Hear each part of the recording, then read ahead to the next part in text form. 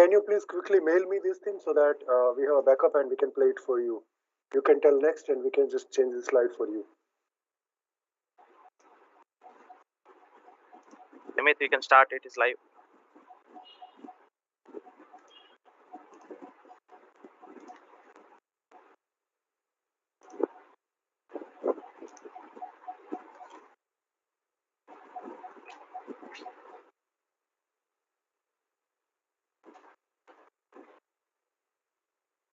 Good morning, good evening, and welcome to the third International Popular Science Talk as a part of INCOIS's 25-year anniversary celebrations. Today we have with us Mr. Shamsuddoha to deliver a talk on climate injustice, justice, how the feeble global commitment causing localized injustice. Welcome, sir. Shamsuddoha is the Chief Executive of Center for Participatory Research and Development, CPRD, a policy think tank in Bangladesh. Being a marine scientist by training over the last 2 decades, Mr. Shamsuddoha has turned to a development enthusiast with his progressive involvement in research, advocacy, and activism. He is conversant with the United Nations Framework Convention on Climate Change process and actively involved in influencing global and national policy discourse to make them just and rights-based. Aside from his role as the Chief Executive of CPRD, Shamsuddoha is closely associated in the formulation of government policies and strategies on climate change adaptation and mitigation, disaster risk reduction, sustainable development, and green growth, etc. He wrote a number of policy papers, articles, research briefs, etc. on trade and globalization, food security and livelihoods, disaster risk reduction, climate justice, displacement and migration, loss and damage, etc., many of which got wider acceptance from national and international stakeholders and also published in international journals and books. Welcome, sir. We look forward to your talk. Over to you.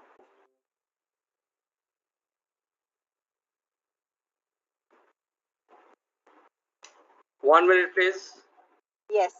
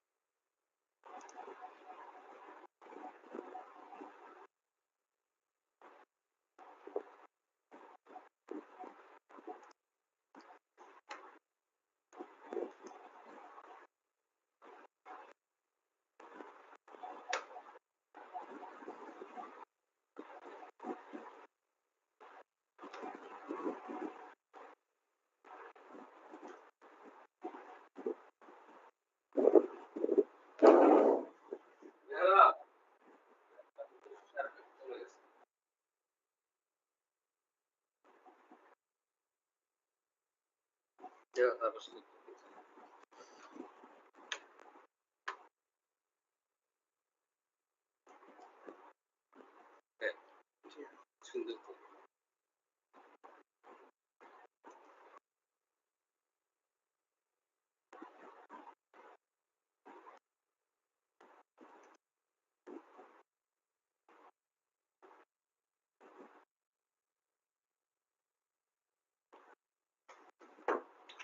Hello. Hello.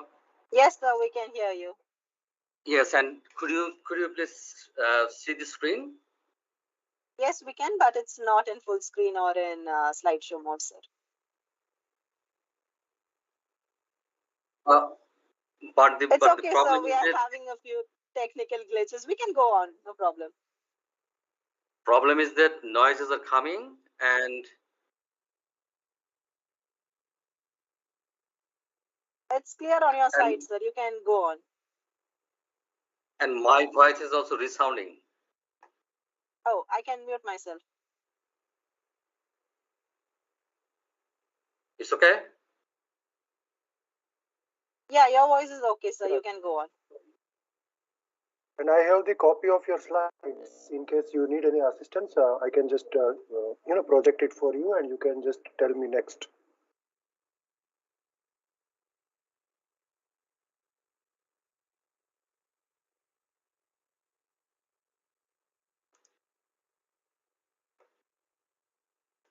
Yes, thank you very much, and sorry for the delay.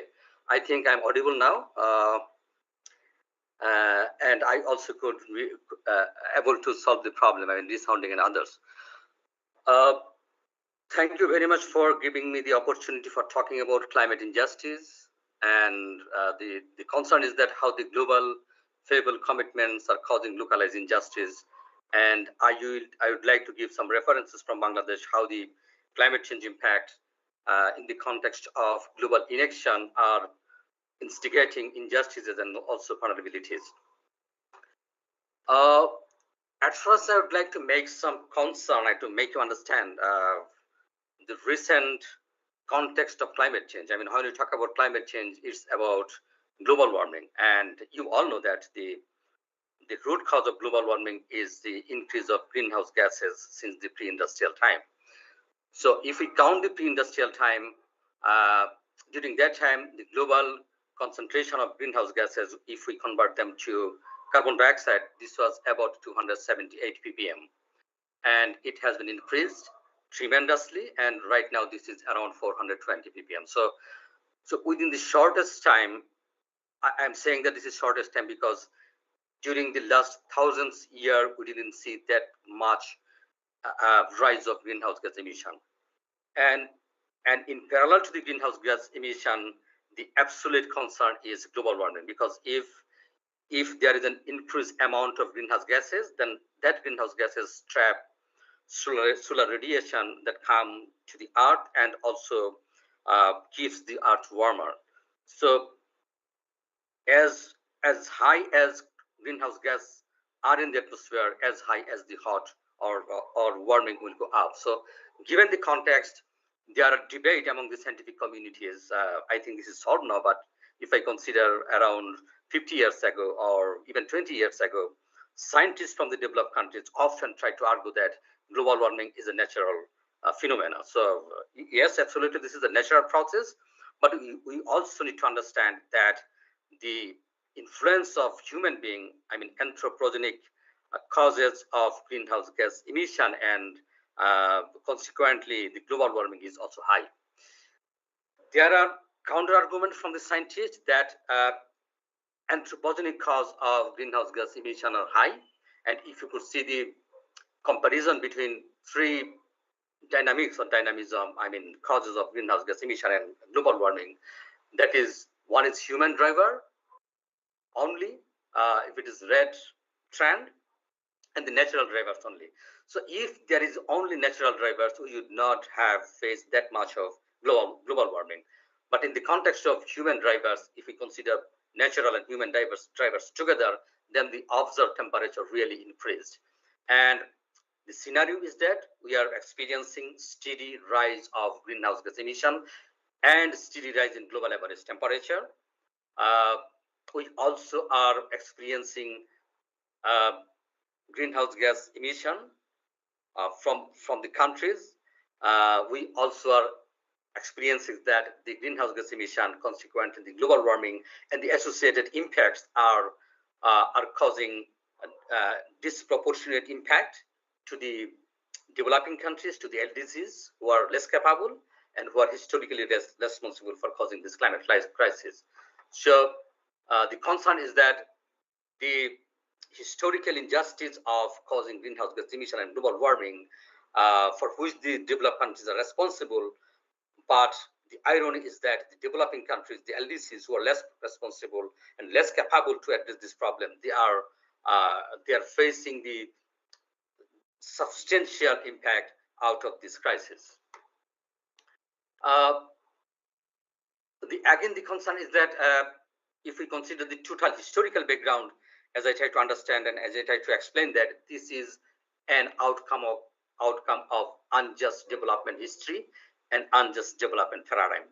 So if we consider explain that unjust development paradigm, there are three different thematic areas or three different pillars. One is exploiting global south.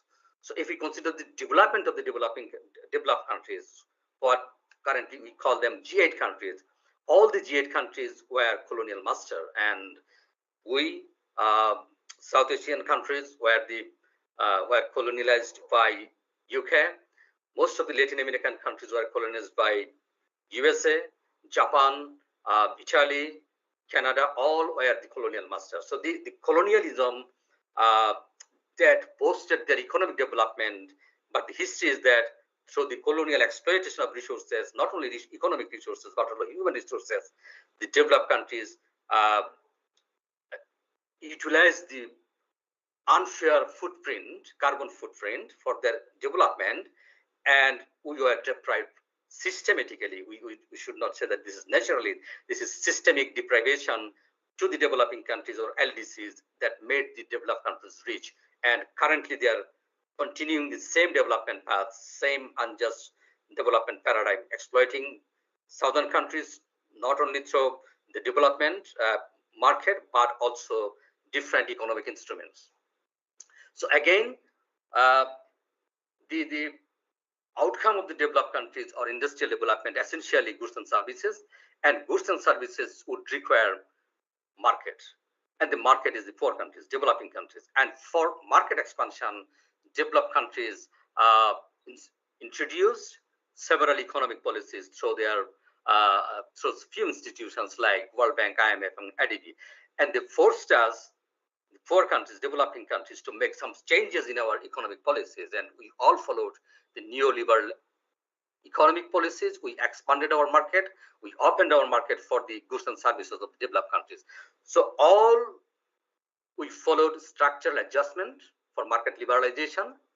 We also destroy our natural resources for, satisfying the consumer need of the developed countries. There is a unfortunate experience or example from Bangladesh, because we all know that Bangladesh is exporting ready-made garments. Bangladesh also has a good export item, that's shrimp. And for expanding shrimp culture, we destroyed the second largest mangrove forest. We called it Chakuriya Sundarban. It was around 4,500 hectares.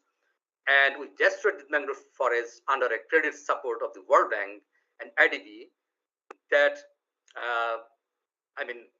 that forced us to cultivate shrimp instead of mangroves, cutting the mangroves and export that shrimp to the European market. So the entire Chakuriya Sundarban is around 4,500 hectares, where clearly pennies destroyed for shrimp cultivation, and it was financed by the developed country, financed by the World Bank.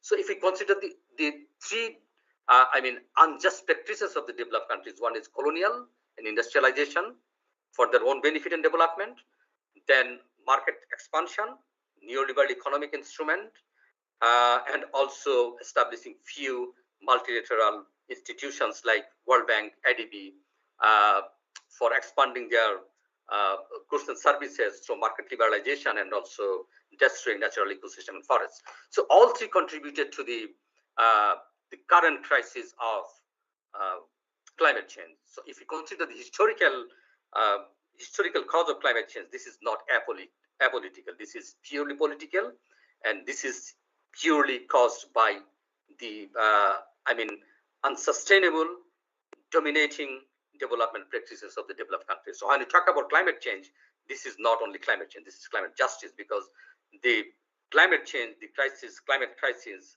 has been created through a series of injustices. So when we talk about the addressing climate change, then we also need to look those injustices, and we also need to create pressure on the developed countries to correct those historical injustice and unjust practices. But when look into the responses to the climate change, when you talk about how to address the climate change, how to address the root cause of climate change, like emission reduction, we see that over the years, the negotiation under the UNFCCC was not that robust. We have seen historical inaction avoiding ignorance by the developed countries in terms of climate change negotiation. But if you look back to the United Nations framework on climate change that has been agreed by the countries, all the country parties back in 1992, one of the basic principle or objective of that convention was to limit greenhouse gas emission.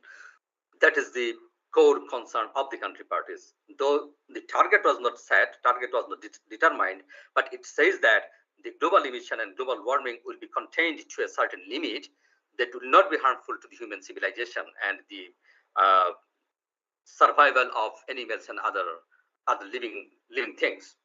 So the ultimate objective of UNFCCC, the convention, was to limit greenhouse gas emission so that we can contain global warming. But over the years, we have seen that developed countries, and we have, developed countries agreed a protocol. It's called Kyoto Protocol back in 1987, and there was a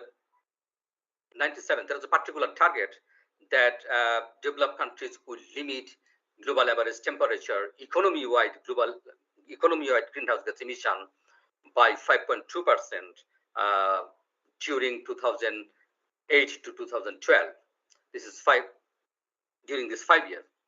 But we have seen that developed countries, particularly one of the highly polluting developed countries, USA, they said that they will not agree or they will not endorse the Kyoto Protocol. So at that time, USA contributed around 37% of total greenhouse gas emission share, but USA said that it will not endorse Kyoto Protocol. That means that 37% greenhouse gas emission is out of this protocol.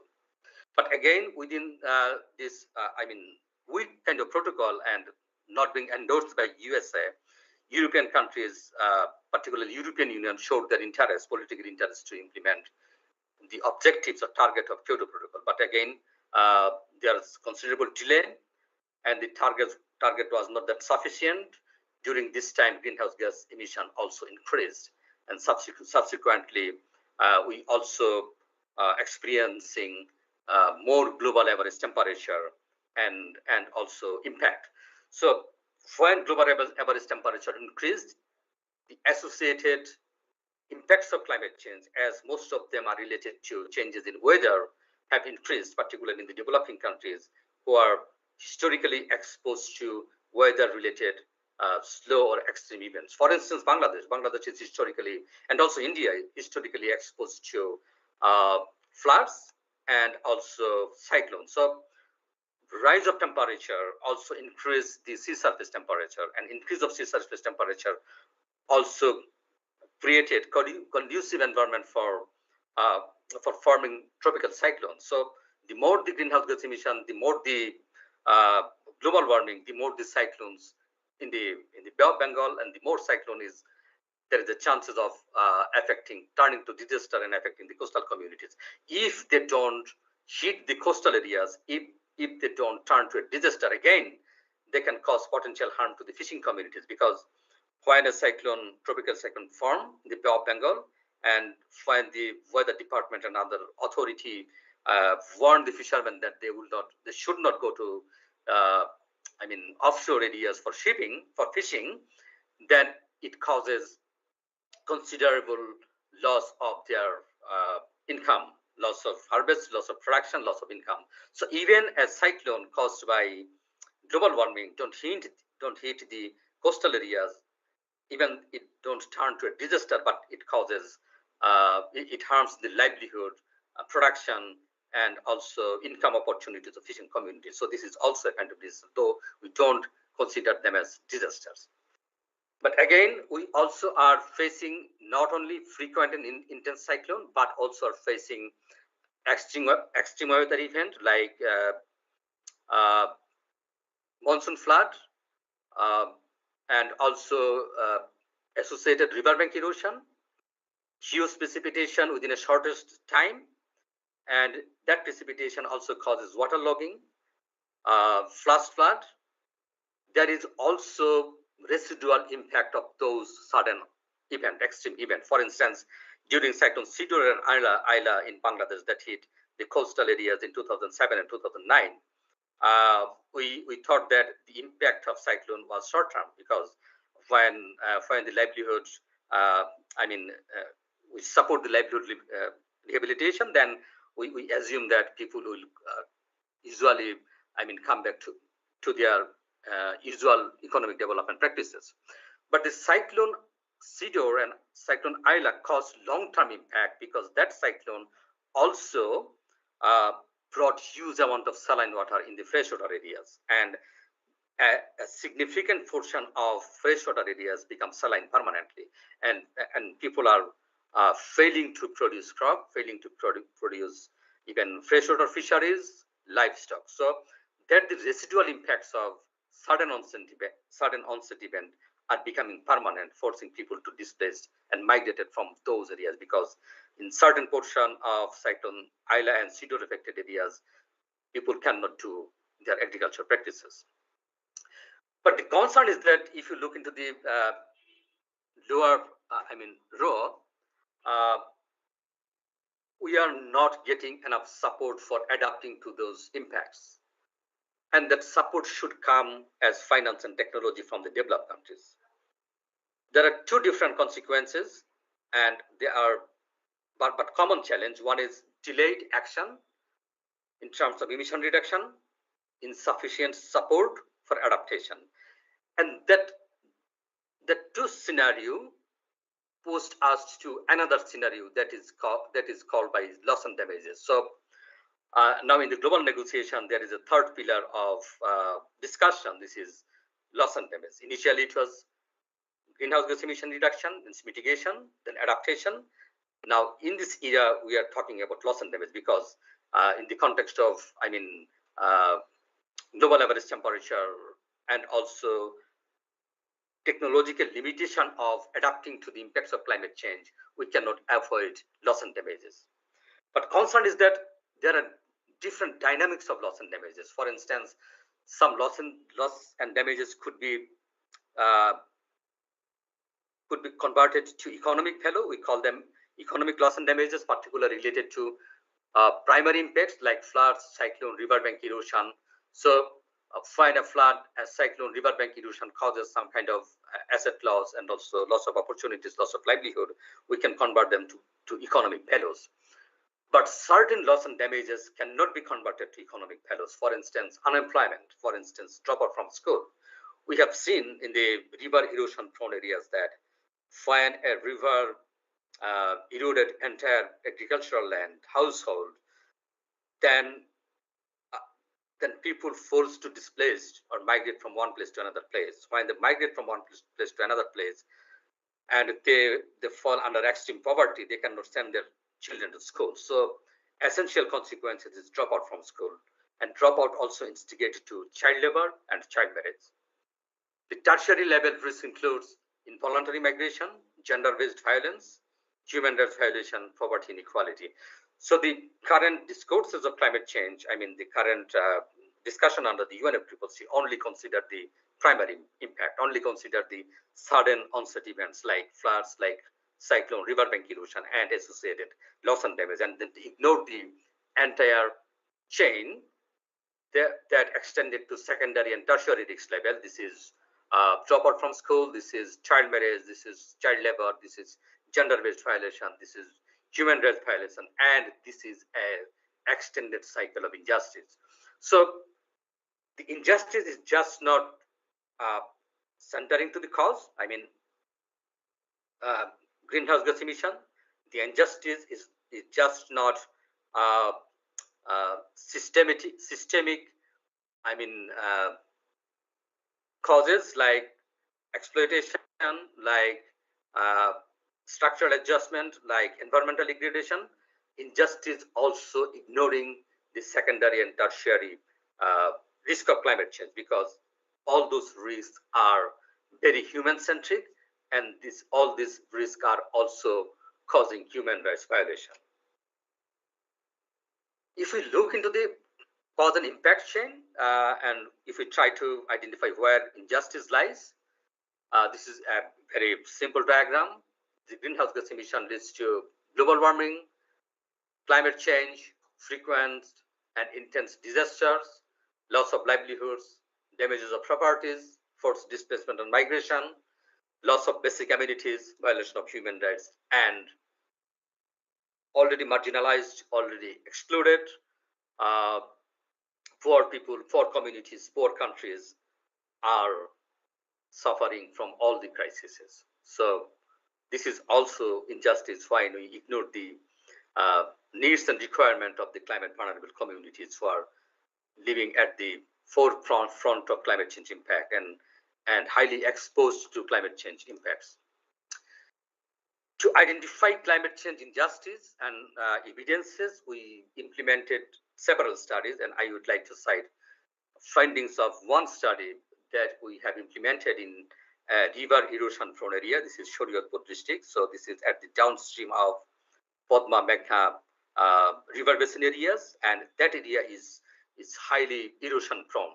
And that area also suffered, massive erosion in 2018. That erosion caused forced displacement of about 5,000 families, also destroyed many infrastructure, school buildings, hospitals, agricultural lands, all physical, structure and also assets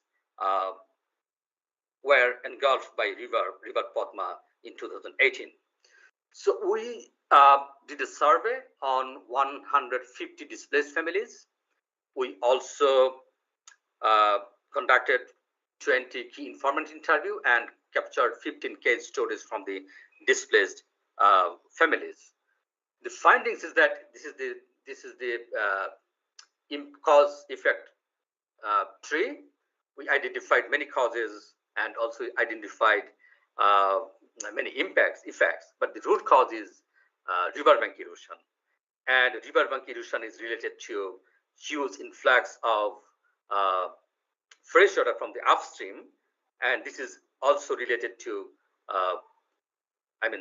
sudden or anomalies in rainfall pattern. Huge rainfall during a certain. So this is clearly linked to climate change or changes in weather pattern. And we found that the primary impacts like loss of homestead, loss of crops and livestock, loss of infrastructure, loss of agricultural lands. These are very common, and these are reported by media, and these also are captured by the people who often do some kind of rehabilitation support, relief support. But all the secondary and tertiary impacts are ignored. This is shifting to undignified occupation. Most of the people who displaced, who lost everything due to riverbank erosion, they forced to migrate to urban areas. They took a shelter in urban slum and started, undignified job like rickshaw pulling, like housemaid, begging. They consider them undignified job, but there is nothing to do except those. So if you think that once a person who was a rich farmer and farmers usually in Bangladesh who lives on agricultural practices, they consider this is a very dignified job in the rural context. But when he lost everything, every opportunities of livelihood in the local context and forced to migrate to urban areas and forced to do some kind of undignified job. Sometimes they are not willing to, expose their identity because they consider this is again will be not dignified to them. We also have seen huge dropout from school, and that dropout from school is linked to child labor. But often the adolescent girls, the guardian cannot feel safe and secure to employ adolescent girls because workplace also are not safe.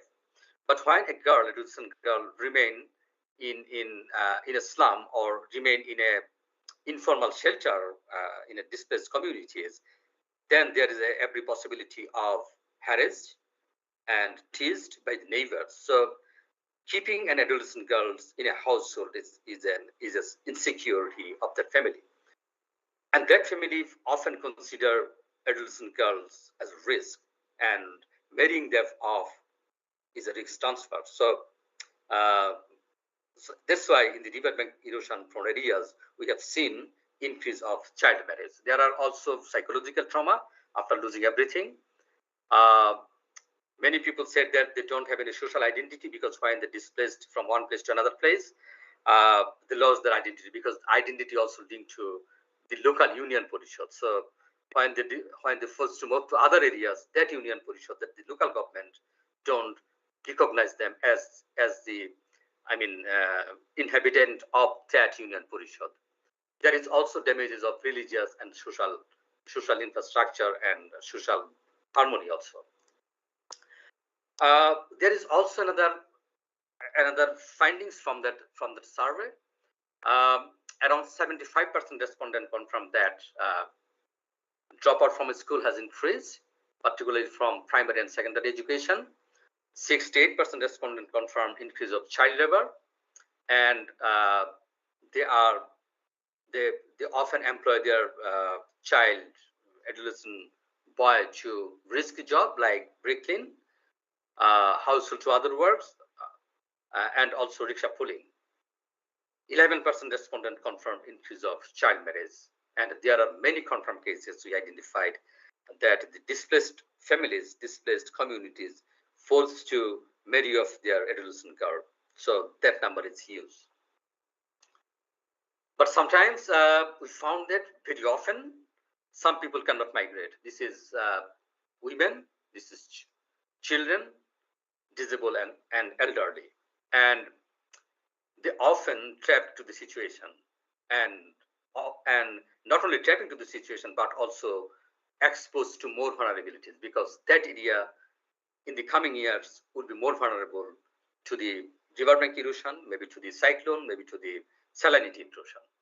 But the concern is that if we consider the disaster patterns, one is slow onset, another is sudden onset. Slow onset, drought, sea level rise, salinity intrusion, temperature rise, changes in precipitation, and sudden onset event, cyclone, riverbank erosion, floods. But often people can cope with the sudden onset by taking temporary displacement and migration, provided that the impact of sudden onset event will reduce as a certain, for instance, impact of cyclone.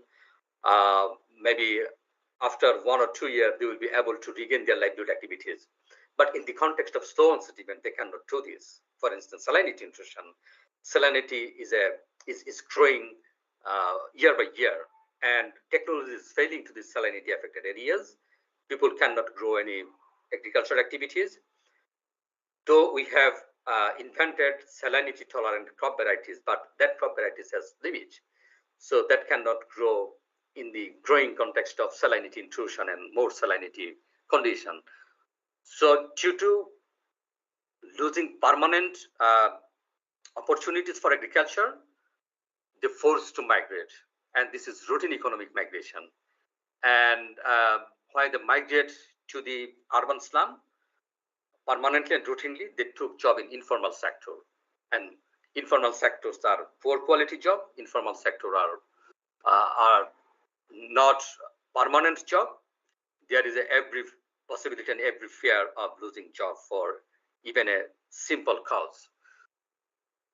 We found that it's male who took migration, economic migration, but female often cannot take migration. So they prefer to stay home. We also have seen many cross-border migration, though not reported.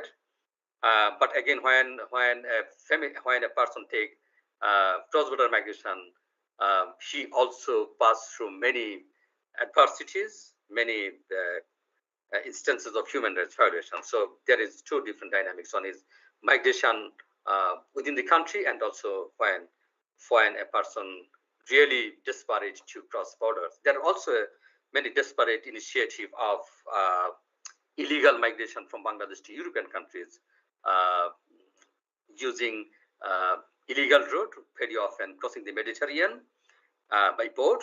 And I think you have seen and heard many media report that while crossing Mediterranean illegally, many migrants helplessly died. And Many migrants also are from Bangladesh. So these are the untold stories of climate change impact. These are the untold sufferings of climate change, and that has not been discussed, that are not discussed in the global negotiation.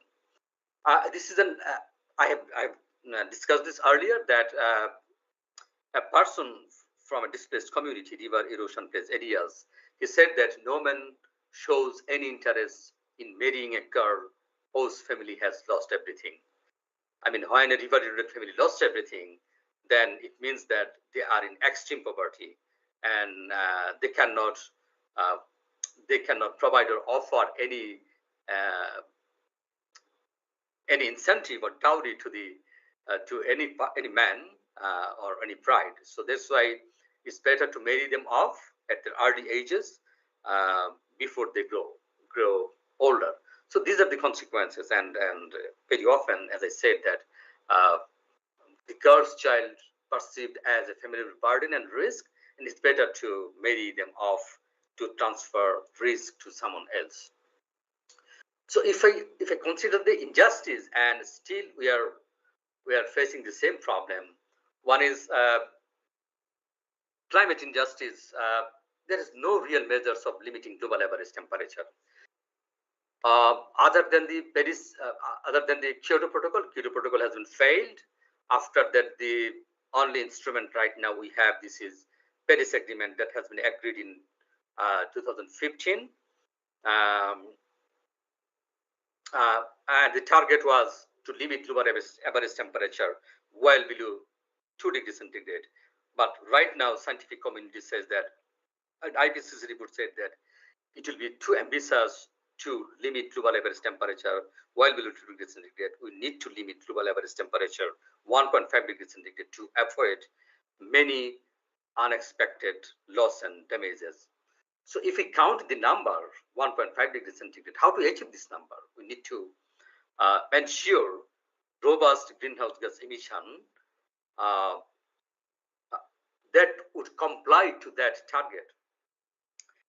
But the greenhouse gas emission targets are voluntary. Once upon a time, it was mandatory. Now countries said that it is voluntary, and they are not saying this as a commitment. They said this is contribution. So countries submitted their voluntary pledges of greenhouse gas emission reduction through their NDC, nationally determined contributions. Bangladesh, India, and all the countries submitted their NDC in 2015 before agreeing the Paris Agreement. There is a loopholes because under the Paris Agreement, we said that it's a political target that we will limit global average temperature to 1.5 degrees centigrade. On the other hand, our target that we have communicated through NDCs, if we'll compile all the targets, and if we consider that all the targets are implemented, yet global average temperature will rise to 2.5 or 3 degrees centigrade. So you can see the gap. I mean, target is 1.5 degrees centigrade, but for achieving the targets, for achieving 1.5 degrees centigrade target, the measures that we are communicating, or the greenhouse gas emission reduction that we are saying that we will go for that level of greenhouse gas emission reduction, it will push us to 2 degrees centigrade or 3 degrees centigrade. Temperature rise by end of the century. So it's a huge gap, and I think countries are not showing their responsibility. As I said, historical responsibility. Given the context of their injustice, they are not showing that kind of responsibility. Again, there is a blame game between developing countries and developed countries. Developed countries are trying to say that developing countries like India, China, South Africa, Brazil, and others, growing countries, should also commit robust greenhouse gas emission reduction under their NDCs. But this country group are saying that they are not historically responsible for climate change. So developed countries should take the lead. They should commit more greenhouse gas emission reduction that comply to the 1.5 degree Celsius target. So the debate between developed and developing countries, and also to some extent LDCs, are delaying the entire process. And delaying entire process means more greenhouse gas emission, more warmer world, more impact, more injustice. And for the another concern is that if we want to limit global average temperature to 1.5 degrees centigrade, we must need to phase out from fossil fuel, and the target is by 2050. So by 2050, we need to ensure a carbon neutral economy globally. But thing is that we are not coming to an agreement for ending fossil fuel. In Glasgow COP in 2021, country parties agreed to phase down, not phase out. So when we talk about phase down, then there is a scope of continuation of burning fossil fuel. On the other hand, we are using increasingly LNGs, and you know that LNG is also converted from fossil fuel.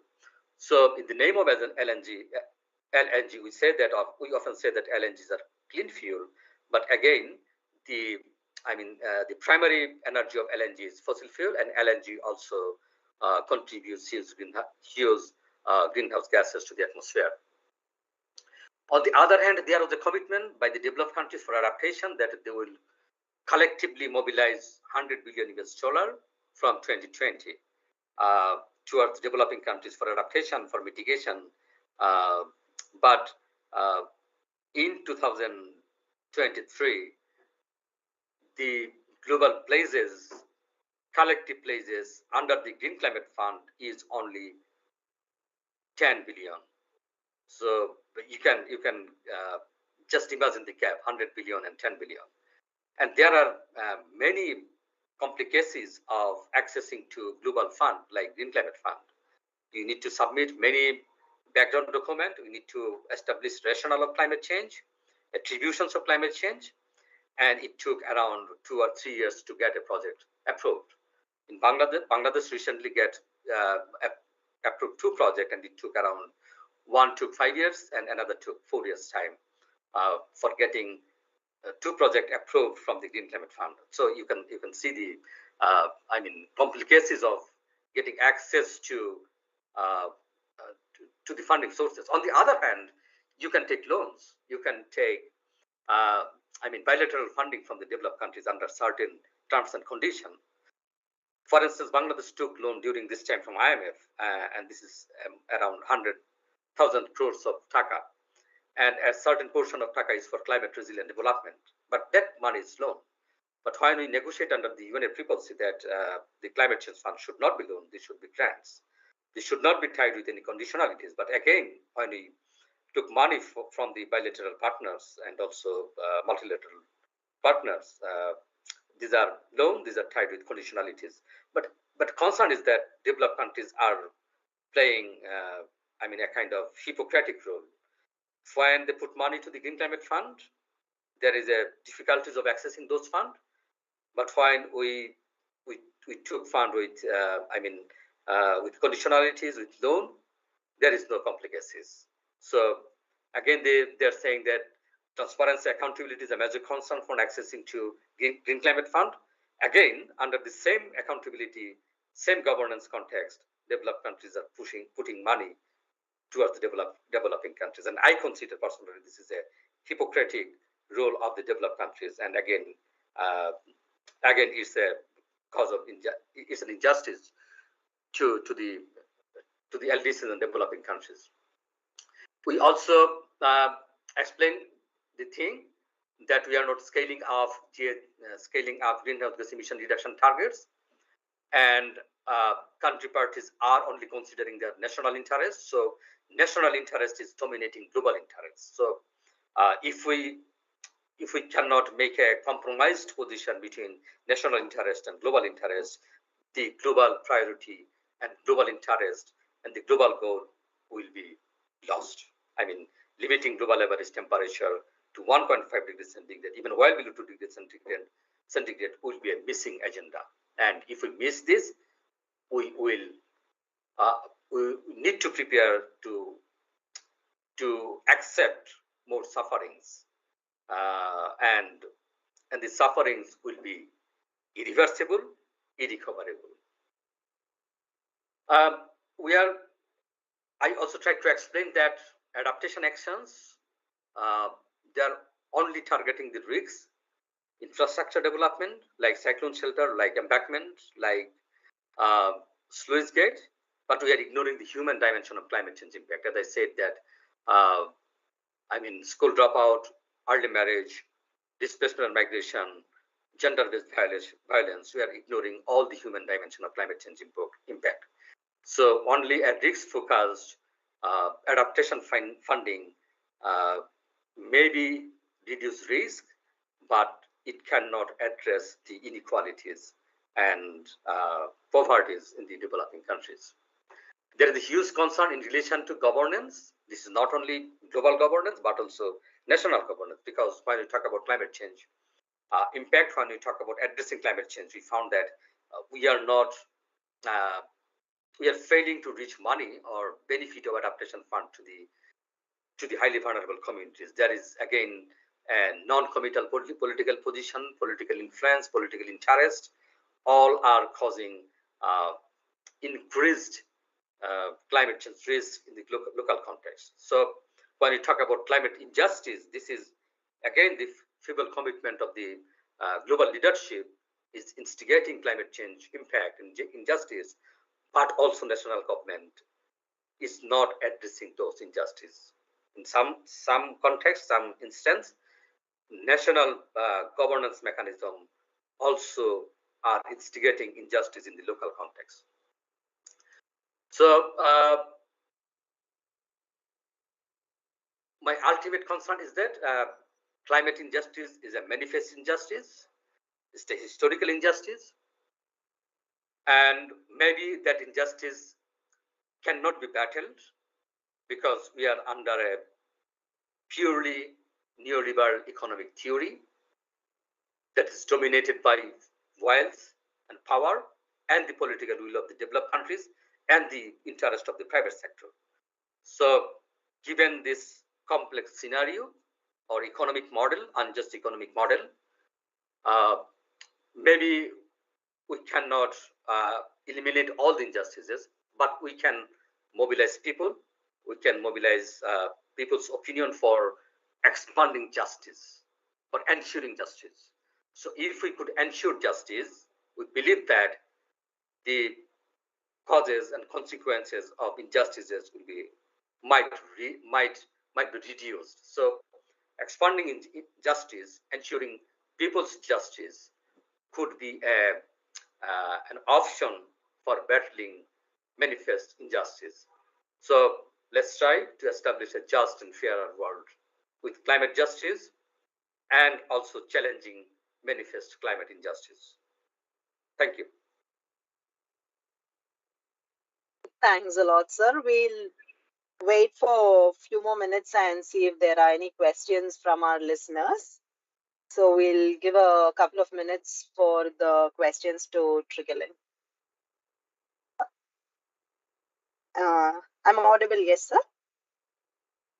Yes, okay. Okay, so I'll just drop in one question from my side. So from your experience, can you tell me like what strategies or actions in your country, any local communities they have taken to address or mitigate these injustices that has happened? From like an example, can you give me like what actions did local communities take when they faced such injustices? The context is that there is no national narrative of climate injustice. This is global narrative. And when we talk climate injustice, we put finger to the developed countries and we try to raise that concern in global negotiation. But the global negotiation ignored that context of climate injustice. But we try to say that we also need a national narrative of climate injustice, how the national government, national plans, national policies are ignoring people's interest, are ignoring people's vulnerabilities. There are certain evidences of people's demand for justice, particularly from the coastal areas of Bangladesh, because coastal areas are exposed to tidal surge. And for protecting coastal communities from tidal water and tidal surge and cyclonic storm, government allocate money for embankment construction, and most of the money are eroded due to corruption because the contractor, the political leadership, they don't use the appropriate materials. I mean, appropriate materials in the infrastructure development. So that causes, I mean, washing out the or destroying the embankment, maybe the next tidal surge and cyclone. So the local communities are saying that we need to address those corruption, and they challenge the political leadership that if you fail to build a strong embankment, then these will make us more exposed to the climate change risk and vulnerabilities. So there are some local demand, local argument, local campaign towards the national government to make the adaptation projects and program efficient and also with maintaining standard and quality. On the other hand, in global perspective, this is not only Bangladesh, the global citizen. There are many platforms, youth platform like Fridays of Future, like Act Alliance, like CAN. They're the global civil society platform. They increasingly, pushing to the national governments for increased greenhouse gas emission targets under the NDCs. We also are raising the same demand from Bangladesh that government of Bangladesh, also the other countries should increase their greenhouse gas emission greenhouse gas emission targets. But again, when we counter the developed countries, we also want to see that developed countries also increase their greenhouse gas emission targets and commitments. So all the things are becoming more complex because, again, at the end of the time, all consider the national interest on top of the global interest. That's the problem. Okay, thank you, sir. We'll see if there are any more questions in the chat box. We'll maybe give like 2 minutes.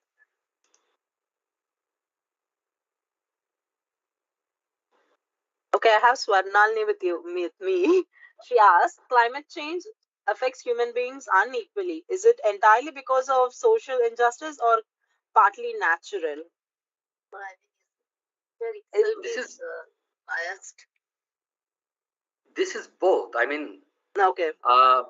When you talk about disproportionate impact, this is both constructed by physical phenomena, geographical location, but also socially structured some stigma and economic deprivation. For instance, a coastal community, maybe they're equally exposed to cyclone, but the family who has more connection, who has more economic activities, social power, he is less vulnerable than the other one.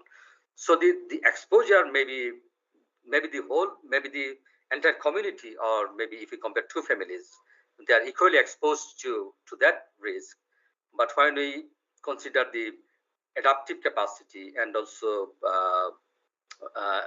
mostly adaptive capacity and fragility, they are not equally vulnerable. So in the context of vulnerability, this is just not only for the exposure, but also for their social condition and also social status, power relationship, diversification of economic activities. So all the things act together. Okay. Thanks a lot, sir. I think we've come to the end of the Q&A session. So on behalf of INCOIS and all the participants, I would like to thank you for sharing this wonderful talk with us. I'm sure you've enlightened us with new topics that we've hardly discussed in our Popular Science Talk series. And we hope we can have more such talks with new and diverse topics in this series. Once again, thanks a lot, sir. And thank you to all the participants who joined us today from various parts of the globe. Thanks a lot. Thank you. Good day. Thank you.